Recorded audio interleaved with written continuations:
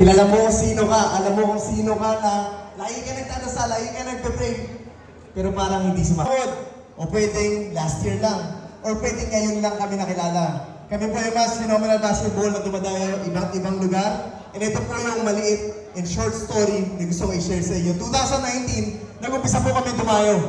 And then, to make the long story short, biglang nag-boom. Ang daming nakakilala, ang daming nanood, and nag-start kami dumayo. So umangat po, pag-angat, biglang bumagsak 2020 kasi pandemic, lahat po tayo naapektuhan. And yung basketball po, yung isang bagay na hindi binalik kaagad ng pandemic. So as basketball players, ramdam na ramdam talaga namin yung hirap dahil yung isang bagay na mahal namin, hindi namin magawa. Ang dami ng bukas, ang dami ng pwede gawin, pero yung basketball, nung panahon na yun, it's a crime. Na kapag naglaro ka, hindi talaga pwede. But anyway, bumagsak po kami 2020, pero sabi ko sa sarili ko, gawa natin ang paraan. Sabi ko sa mga kasama ko, gawa natin ang paraan. Kaya-kaya natin yan. Doblehin natin yung pagod natin, makipag-meeting tayo, makipag-connect tayo. And then to make the long story short, end of 2020, umangat ulit.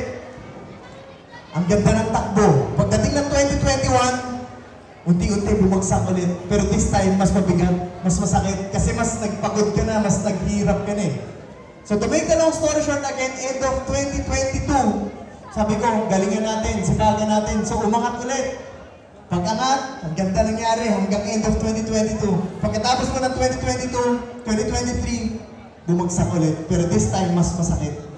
And every time nagpapagod kami, every time naghihirap kami, kapag bumabagsak siya, laging doble o triple yung hirap at saka yung sakit na mararamdaman mo. Most especially kapag nag-commit ka na doon sa ginagawa mo. Most especially pag binigay mo na yung buhay mo, yung puso mo, lahat ng oras mo doon sa isang bagay na lagi mong ginagawa. And I do believe, marami sa atin yung ganyan. Marami sa atin, yung kapag napagod tayo, nahihirapan tayo, lalaban tayo ulit. And that's a good trait. As human beings, palaban tayo. As human beings, gusto natin lagi tayo may solusyon. Hindi siya madali. Akala lang makaramihan ang pagiging vlogger po, madali. Gagawa lang ng video, upload, and then yun na yun. Pero to be honest, ang hirap po mag-vlog every day. It's a challenge. Kaya kung ano po yung nakikita in front of camera, kabaliktaran po yun sa likod. And yun po yung mga pinikwento ko ngayon. Ngayon, 2023, pagbagsak, sabi ko, hindi, kaya natin to. Doblehin pa natin yung hirap natin. Mas kumonekta tayo sa maraming tao, mas maghanap tayo ng mas mataling talent, mas gumawa tayo ng paraan, solusyon. Kung dati nag-meeting tayo ng 2 oras, gawin natin 3 oras para marami tayong ideas na mapag-usapan. Kasi nga gusto mo ilaban, ayaw mo isuko. Na tuwing bumabagsak tayo, gusto natin, gagawa natin ng paraan. And marami po sa atin ganyan. To make the long story short, 2023, umangat ulit. Grabe yung bulusok. Mas mataas kaysa dun sa dati. Pero pagtapos ng 2024, ika-4 na taon, ika-5 taon, bumagsak po ulit.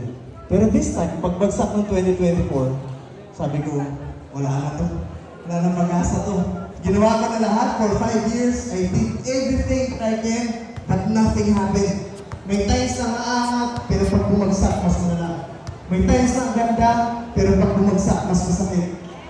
May times na akala mo okay na, pero bigla mawawala. 2024, sabi ko, Lord, this time, ayoko na. I'm done. I'm going to quit.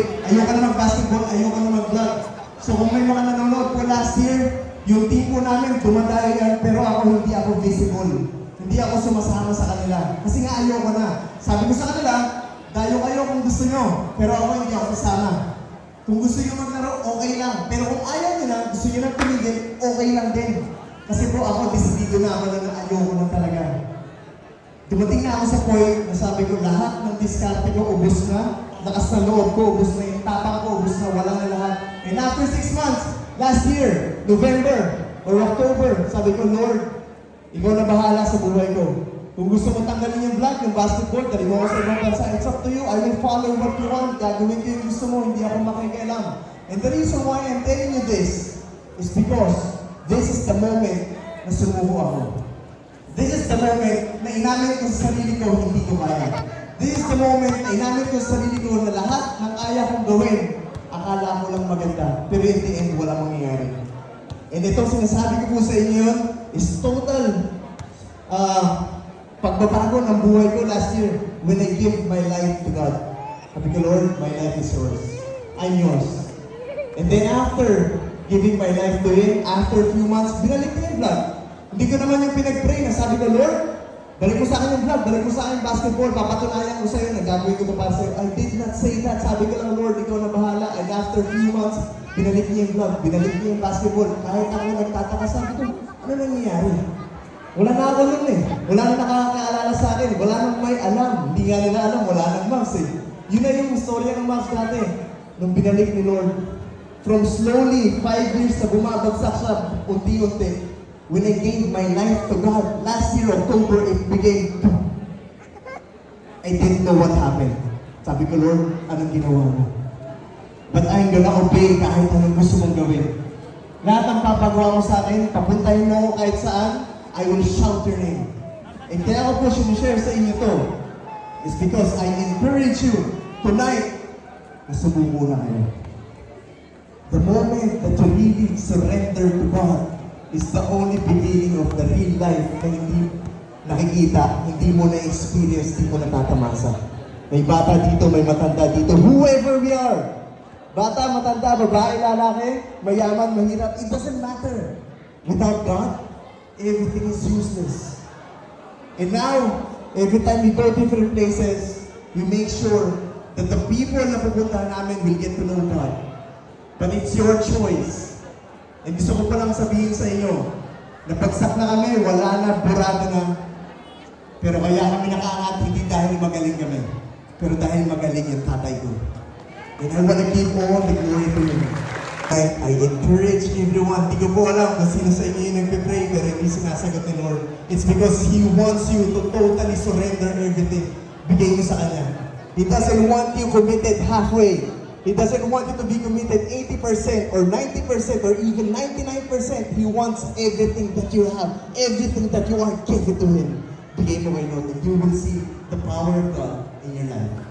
And today, I'm very proud to say that I am a child of God, playing for Him, and this is what my Father told me. Thank you, Jesus, always. There you go.